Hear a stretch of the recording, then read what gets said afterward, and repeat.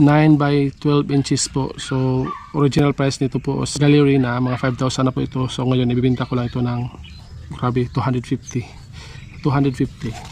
Yan, no? Screenshot nyo kung ano bang gusto nyo sa mga painting. 250 pesos lang po yan mga dumadayo. Yan. So next natin ay itong koi fish, watercolor on paper pa din to mga dumadayo. Size nito ay 12 by 12 inches. Ang price po nito is 300 pesos. So yan, no?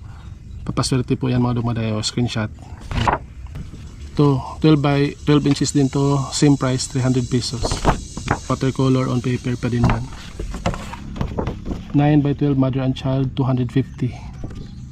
Screenshot.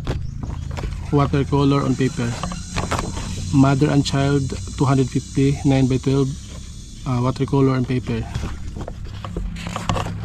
250. Mother and child. O, tingnan nyo yan sa malapitan. Grabe, sobrang ganda niya mga dula. Kapag na-frame na ito mga dumaday, grabe, sobrang ganda. Same price, 950.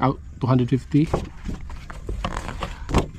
Mother and child, ballpen and watercolor on paper pa din, 250. Grabe yan, sobrang mura. Para pamigay na po ito. Tatlong ina, 300. Watercolor on paper pa din. Mother and child, 250. Mother and child, 250. Same size. Father and child, 250. Bilis nyo sa pag-screenshot para makomment nyo. Ayan, 250. Sobrang ganda po nito mga dumay, lalo na pag na-frame na to. 250. Hindi kasali yung frame mga dumaday, kayo lang bibili nyan. 250. Tsaka ito 250. Mother and child pa din.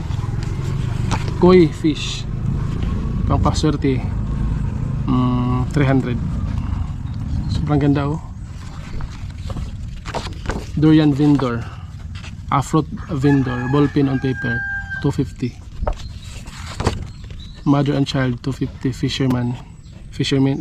Fisherwoman pala. Basta nangingisda si mother. Sungka, 200. Ballpen on paper. Wag na yan kasi si ano yan, the lovers or the lover. Ay, 200. Water paper pa din. Kiss, 200. Mother and daughter, tinuturoan niya magbasa yung anak niya, 200. Ang reason po nito madumalay para naglilinis kasi ako ng mga paintings dito.